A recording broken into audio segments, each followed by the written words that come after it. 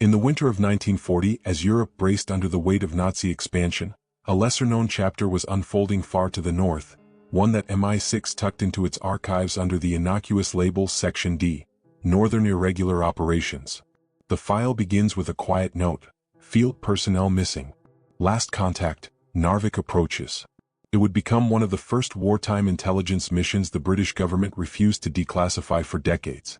And it starts with a question that still lingers in the shadows of wartime history. What happened to the men who disappeared before the first shots in Norway were even fired? The British knew the strategic stakes. Control of Norway's coastline meant control of the shipping routes transporting Swedish iron ore, the raw material feeding Hitler's war machine. As early as January 1940, before Germany launched Operation Weserübung, MI6's Section D had dispatched small sabotage teams into the Norwegian wilderness. Their task: map German influence, identify saboteur targets, and evaluate pro-British resistance pockets around Narvik, Trondheim, and the ports of the Offitfjord. But this was not a standard reconnaissance mission. The officers, many drawn from the ski-trained independent companies, were operating in a region where weather could kill faster than bullets, and where German agents, disguised as businessmen and shipping clerks, were already embedding themselves. The struggle began immediately. Captain Alistair "Ash" Murray, a 28-year-old operative fluent in Norwegian and recently transferred from the 4th Battalion, the Lincolnshire Regiment, led a three-man team from Bardufoss toward a suspected German staging point near Bjornfjell. Snowdrifts rose higher than the men's shoulders, winds cut visibility down to meters, and radio communications, already unreliable, became sporadic. Their last transmission was logged on March 12, 1940, crossing ridge. Moving to rail line. Possible activity observed. The message was clipped, delivered through static, and strangely abrupt. Section D analysts noted later that the tone did not match prior transmissions. Context came from a diary entry written by Major Colin Gubbins, the officer who would later help form the SOE. In his private notes he described Norway as a chessboard set upon a glacier, where the terrain made conventional planning nearly useless. Our men, he wrote, carry two enemies, the cold and the unseen. His words proved prescient. When the weather cleared 3 days later, MI6 attempted to re-establish contact with Murray's team. No reply. Bardufoss air crews flew low-altitude sweeps. Nothing. Norwegian police units checked mountain huts. Empty. Not a single trace, no campfire, no discarded ration tin, not even a boot print in the thawing snow, was ever found. The disappearances were troubling enough, but what came next deepened the mystery. Intercept stations in Wick and Shetland captured fragments of German radio traffic referencing British reconnaissance elements eliminated near the route. However, the message used unfamiliar signal formatting, not standard Kriegsmarine or Abwehr cipher structure. GCHQ analysts later described it as atypical, inconsistent, possibly misdirection. Was it genuine German communication or a planted deception? No conclusion was ever recorded in the file. Meanwhile, local Norwegian accounts painted an even murkier picture. A railway worker near Bjornfjell later told British investigators that he saw three men wearing British-style rucksacks move toward a disused maintenance tunnel shortly before a snowstorm rolled in. When the storm cleared, he said he saw German naval infantry patrolling the same area, weeks before the official invasion began. His testimony was logged but never corroborated. Other villagers spoke of distant gunfire echoing across the mountains, but the terrain made sound travel erratically. The reveal came with an internal MI6 memo dated April 4, 1940. It stated that a German civilian engineer, later confirmed to be connected to the Abwehr, had been in Narvik during the same week as the disappearances. His movements were suspicious, but British intelligence lacked hard evidence.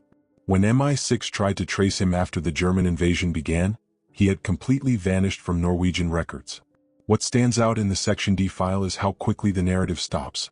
Normally, missing personnel cases continued with search attempts, follow-up interrogations, or post-war assessments. But Murray's file ends abruptly, just a 3-page note written in 1946 summarizing that the ultimate fate of the team remains unknown.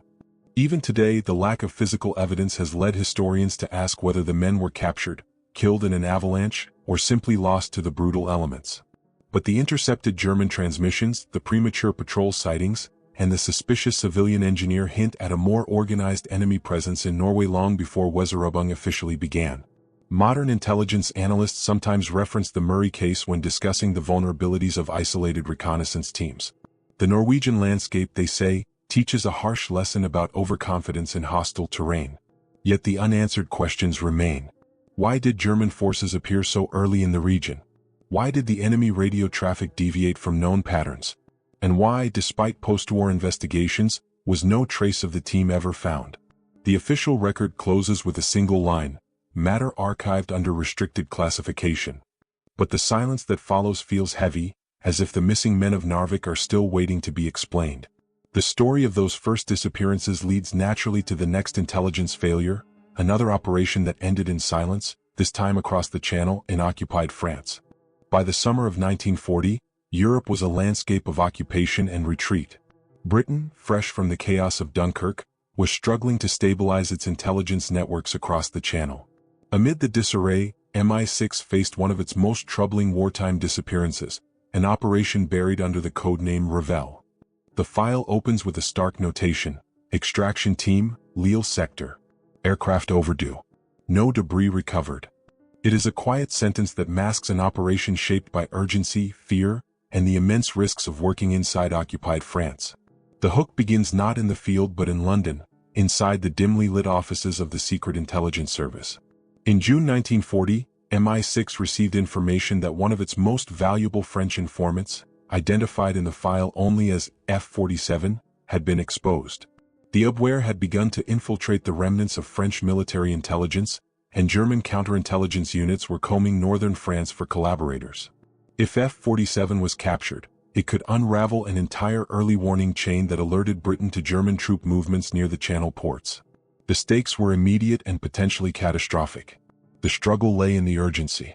The Allied evacuation from Dunkirk had barely concluded. British intelligence stations in France were collapsing. Safe houses were being burned, abandoned, or repurposed by German troops.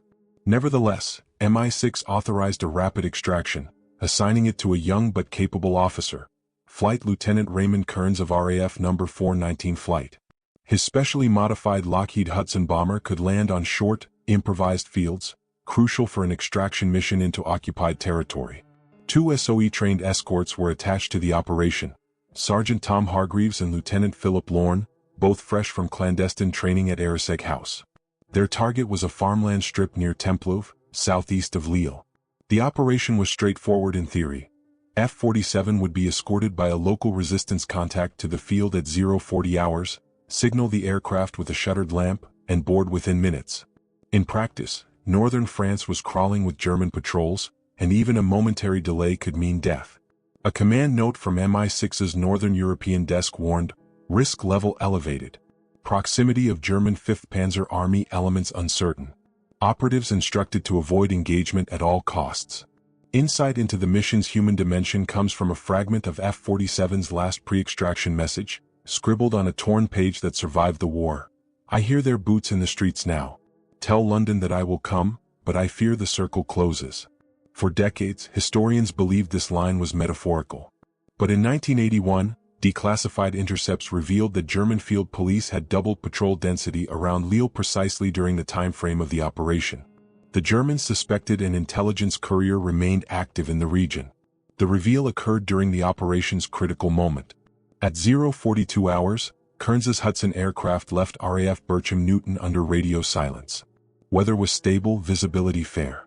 At 1:19 hours, the crew transmitted a single coded confirmation, crossed coast, proceeding inland. It was the last verified communication. From this point, the file becomes a gallery of mysteries. Resistance testimonies taken after the war gave conflicting accounts.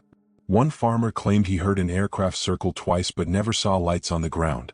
Another witness reported distant gunfire near the Tempelhoef fields around 1:30 hours, possibly a German patrol intercepting F-47's escort. Yet the most disturbing testimony came from a former French railway worker who said he saw a twin-engine aircraft, burning low on the horizon, heading north shortly before disappearing behind the cloud cover.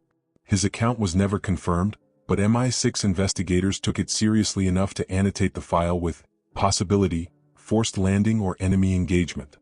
And then there was the German side of the story. Post-war searches of Luftwaffe night fighter logs revealed no confirmed aircraft interceptions near Lille that night.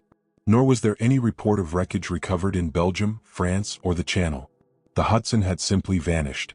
Modern RAF historians have suggested mechanical failure or severe navigational error, but none of these explanations fully account for the absence of debris.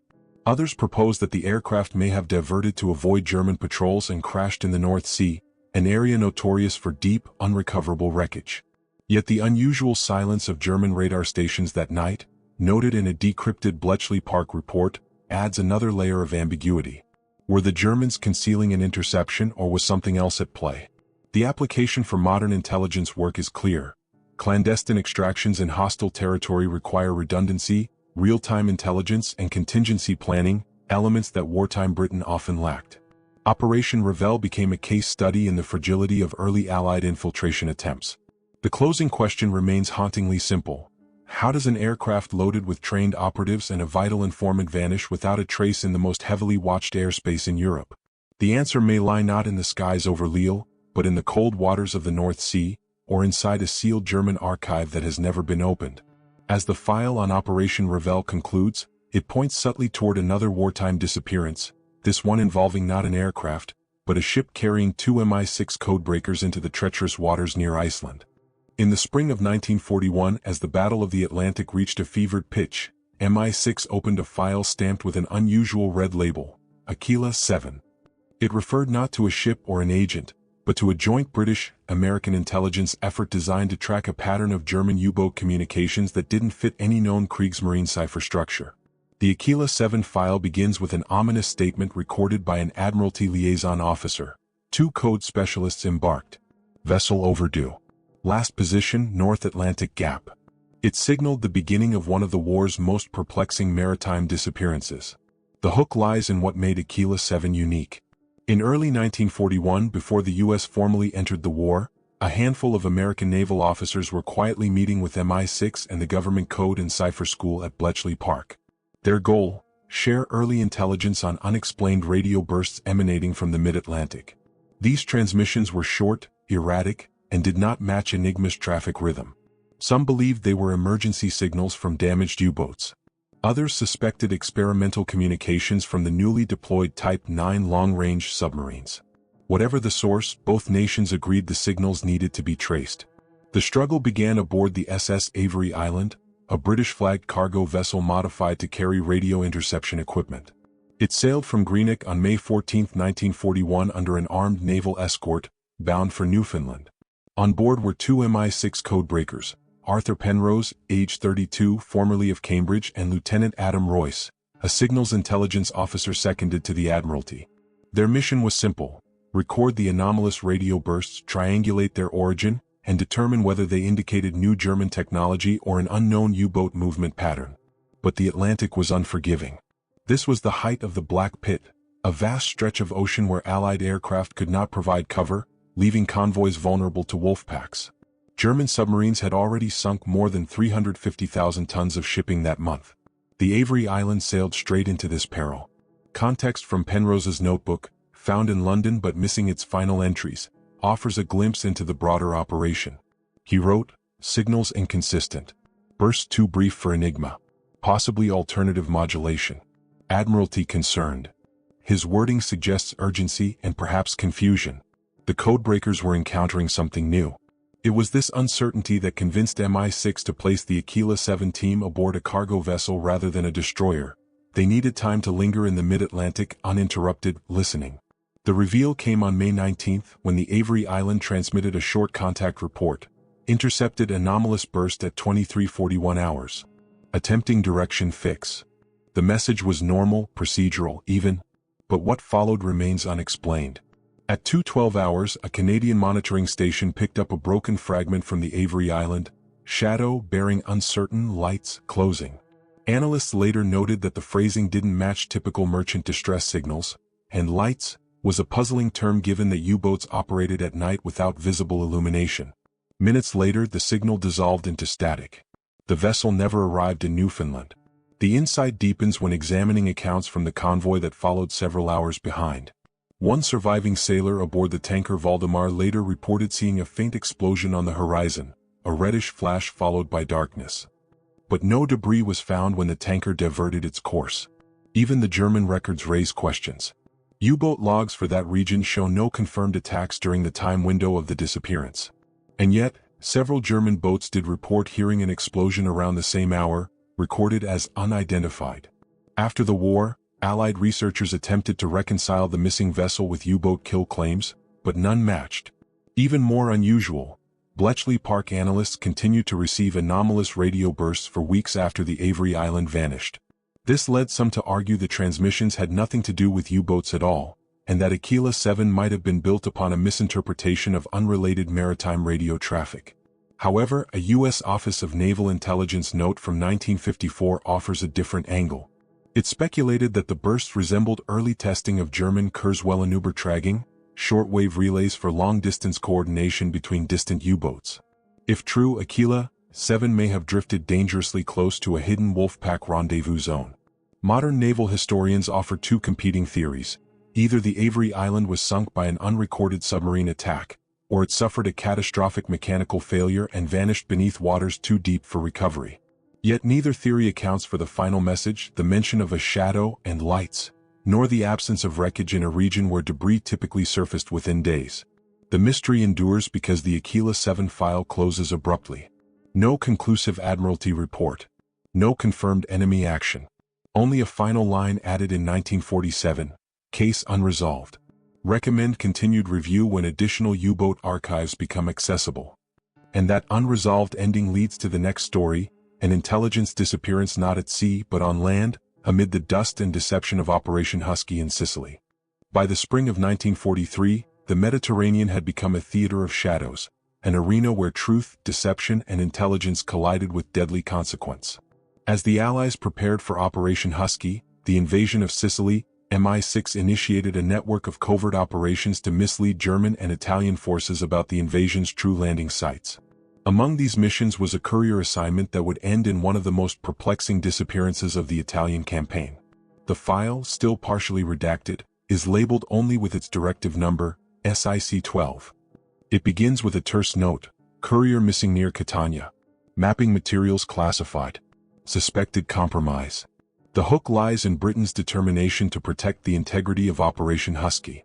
Deception had already proven effective elsewhere. Operation Mincemeat, launched months earlier, had successfully manipulated German expectations. But Sicily represented a new level of risk. Intelligence analysts needed to manage not just false documents but the movement of real operatives across heavily monitored territory. Into this landscape stepped MI6 courier Edward Latham, a 34-year-old linguist with experience in pre-war diplomatic service in Italy. His assignment: deliver a packet of false invasion signals and topographical forgeries to a resistance-linked cell in the Sicilian interior. The struggle began the moment Latham landed. On June 2, 1943, he arrived on the southern coast of Sicily aboard a Royal Navy motor torpedo boat operating out of Malta.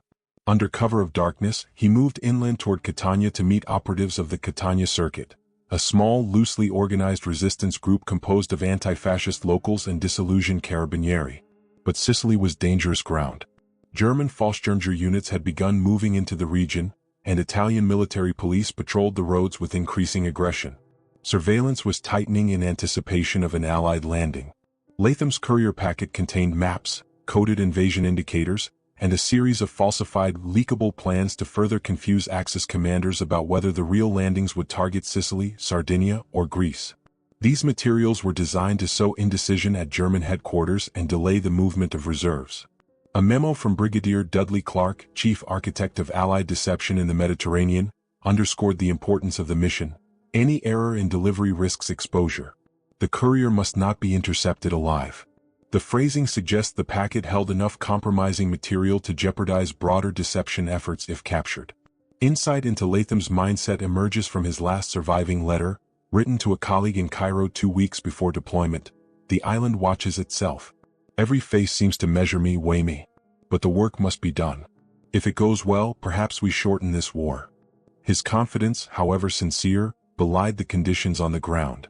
Resistance networks in Sicily were fragile, poorly armed, heavily infiltrated, and constantly under threat from both German security details and the OVRA, Italy's secret police. The reveal unfolds through a reconstruction of Latham's movements. He met a resistance contact in Lentini on June 4 and transferred part of his coded message successfully. According to the lone surviving handler, a farmer named Salvatore Ingrassi, Latham planned to reach a safe house near Mr. Bianco that evening. But somewhere between Lentini and the outskirts of Catania, the trail goes abruptly cold. Multiple accounts from villagers surfaced after Allied forces secured the region. One group claimed to have seen German motorcyclists near the Mr. Bianco road on the night of June 4. Another witness described a brief skirmish, gunshots and shouts, in an olive grove not far from the old Catania aqueduct.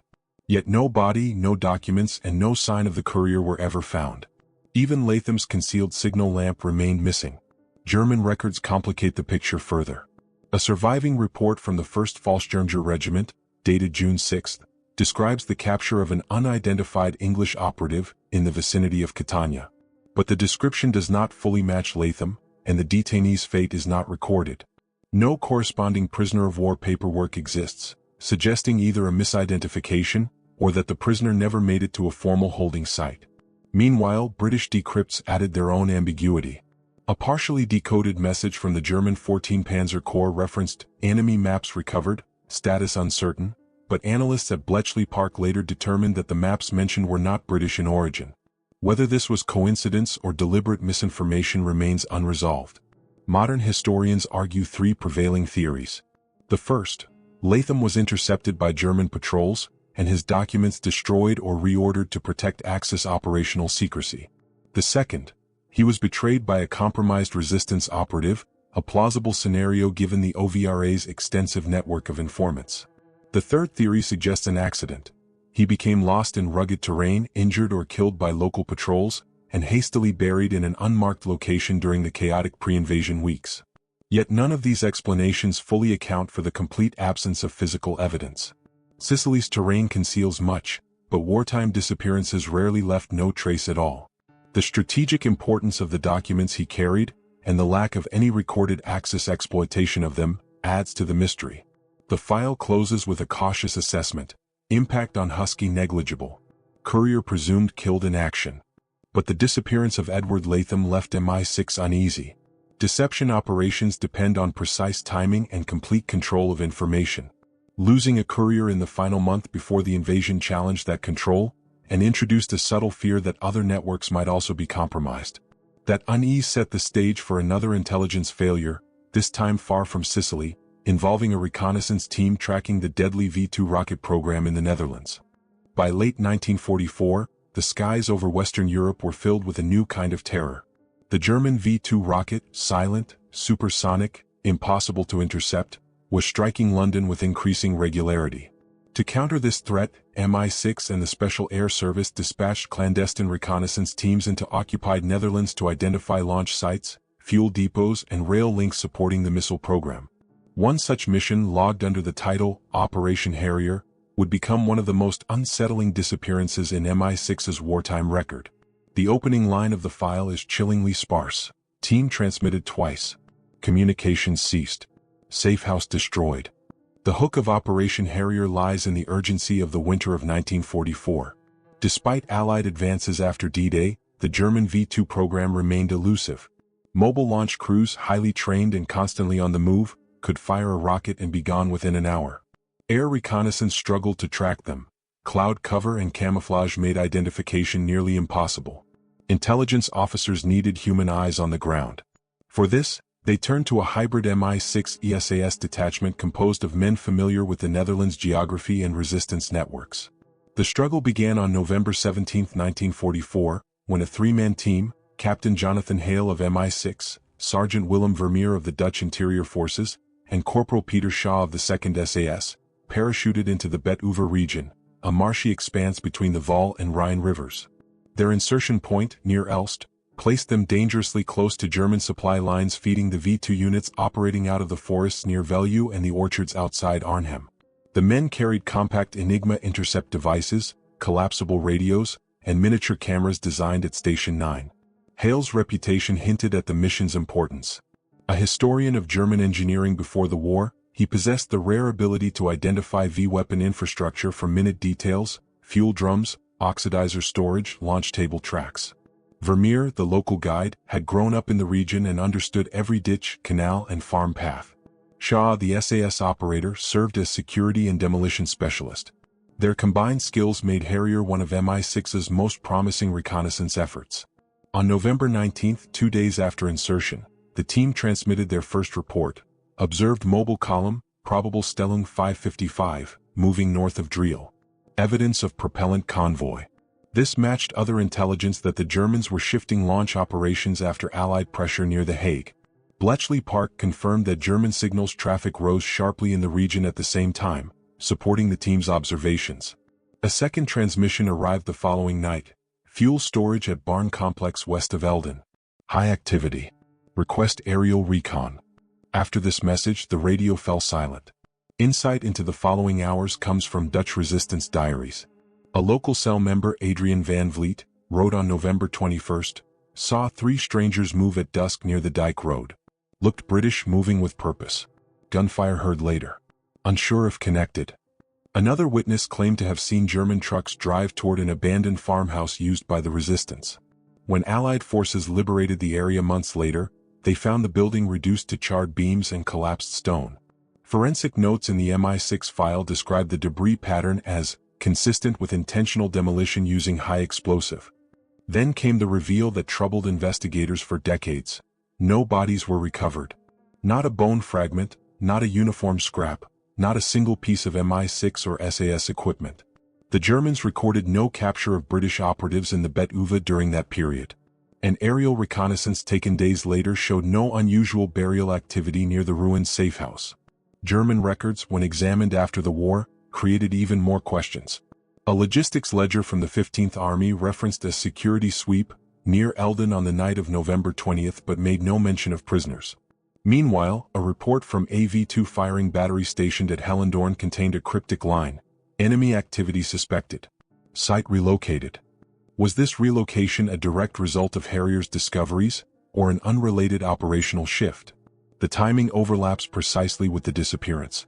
Modern researchers point to 3 key theories. The first: the team was ambushed by a German patrol while moving between observation points. But this fails to explain why no evidence, no spent casings, no personal effects was found. The second theory: the safehouse explosion was a German attempt to destroy captured intelligence materials. Yet captured documents typically generated follow-up reports in German files. None exist here. The third theory, considered by some intelligence historians, is more complex. The team may have been betrayed by a compromised resistance informant. The WWII region was rife with infiltrators posing as Allied sympathizers. If the Germans learned of Harrier's presence, they could have neutralized the safehouse and removed all traces before Allied forces regained the area. But again, the absence of documentation remains the anomaly. The application for modern intelligence practice is clear. Even with capable operatives and local support, field teams remain vulnerable to mobile enemy units and incomplete situational awareness. The V2 program's mobility, combined with German counterintelligence, created blind spots that Allied planners struggled to overcome. The closing tension emerges from a line tucked at the end of the 1947 MI6 assessment. Uncertain whether Harrier's intelligence reached enemy hands. Recommend further inquiry if related launch data becomes available. It suggests officials believed the Germans might have acquired or destroyed information that the Allies never recovered. The disappearance of Operation Harrier left a void not only in MI6's wartime records but in the broader effort to understand just how close the Allies came to unraveling the V2 logistics network. And as 1945 approached, with Europe on the brink of liberation, MI6 confronted one final archive of lost operatives, cases so sensitive they were sealed away long after the war ended. By early 1945, the European war was entering its final, violent chapters. Yet inside MI6 headquarters on Broadway, the atmosphere was anything but triumphant. As Allied armies pushed toward the Rhine, intelligence officers began compiling a sobering list, an inventory of operatives who had vanished during the war's most secret missions. The resulting document bore a sterile title: Post-Operational Assessment, Missing Field Assets. But within its pages lay stories so troubling that the file remained restricted for decades. The closing entry, labeled simply Composite Case Review, acknowledged a pattern of disappearances that defied easy explanation. It is from this final wartime study that the last of the forbidden intelligence files emerges. The hook begins with a short line from the file's introduction. Several cases present irregularities inconsistent with standard wartime losses. It was an uncharacteristically candid admission from MI6, an agency known for controlling its internal narratives. These were not simply operatives lost in combat. They were agents who vanished with their missions half complete, their trails ending in silence rather than in confirmed engagement. And the deeper analysts looked, the more they realized these were not isolated incidents. They formed a troubling constellation across Europe. The struggle at the heart of this final chapter lies in the human dimension. With the collapse of German lines accelerating, MI6 was retrieving reports from liberated areas, reports that failed to clarify what had happened to missing personnel. In France, a safe house near Lille was discovered intact but abandoned, its coded ledgers missing. In Norway, villagers near Narvik spoke of pre-invasion German patrols moving through the mountains weeks earlier than official records indicated. In the Netherlands, a burned farmhouse revealed no remains from the destroyed MI6 SAS reconnaissance team. And in Sicily, local informants swore they had heard gunfire the night courier Edward Latham disappeared, yet no body was ever recovered. As the war neared its end, analysts began cross-referencing these cases. The insight comes from an internal memo dated March 16, 1945, written by Section V's senior evaluator, Margaret Sinclair. Her observation was concise. Operational cessation points display uniformity. Abrupt loss of contact, no enemy claim, no material recovery. Sinclair's memo suggested the vanishing operatives might have encountered similar threats not readily explained by terrain, weather, or German patrols. The reveal within the file is unsettling. When analysts compared intercepts from Bletchley Park, resistance diaries, and surviving German records, they identified multiple gaps in enemy reporting. During the period of Operation Revel, Luftwaffe night fighter logs contain no mention of the missing Hudson aircraft. During the Aquila 7 incident, U-boat archives listed no engagements matching the disappearance of the Avery Island. And in the Netherlands, German counterintelligence files lacked any reference to the capture or elimination of the Harrier team, even though a nearby security sweep was documented. These absences form a pattern. Where MI6 expected German confirmation, the record was silent. Yet silence itself can be revealing. A later annotation added in the early Cold War period reads, "Absence of documentation may indicate compartmentalized enemy units or compromised Allied networks." The suggestion, carefully phrased to avoid speculation, was that certain German operations were concealed even from standard Wehrmacht record-keeping. A key piece of evidence comes from a partially decrypted message sent by the German military police in northern France in 1940. The translation reads, "Unverified enemy elements neutralized, classification restricted." Without context, the line seems vague. But its wording mirrors a classified abware directive found in post-war archives that instructed field units to suppress certain prisoner reports when intelligence value was deemed priority critical. Could the missing aircraft near Lille or the lost team in the Bet-Uva have crossed paths with such units? Modern historians consider a competing theory. As Allied intelligence expanded during the war, so did German countermeasures. Specialized hunter teams, small detachments tasked with identifying and neutralizing Allied operatives, operated semi-independently. Their missions, by design, left minimal paper trails. That these teams were often deployed in regions where MI6 personnel disappeared raises the possibility that the agents fell victim to highly selective, undocumented operations. The file's application for contemporary intelligence work comes through a reflective passage inserted by a post-war MI6 historian. Understanding loss requires understanding the environment. In wartime, absence of evidence is not evidence of peace. It is evidence of complexity. The historian emphasized that intelligence operations often fail in ways no archive can adequately reflect. For every coded message and captured report, countless actions were taken without documentation by both sides. Yet the most haunting element of this final chapter is not analytical, it is human. Among the documents is a letter written in May 1945 by Flight Lieutenant Raymond Kearns's widow, asking whether her husband's aircraft had been found. The margin note simply reads, "No additional information available."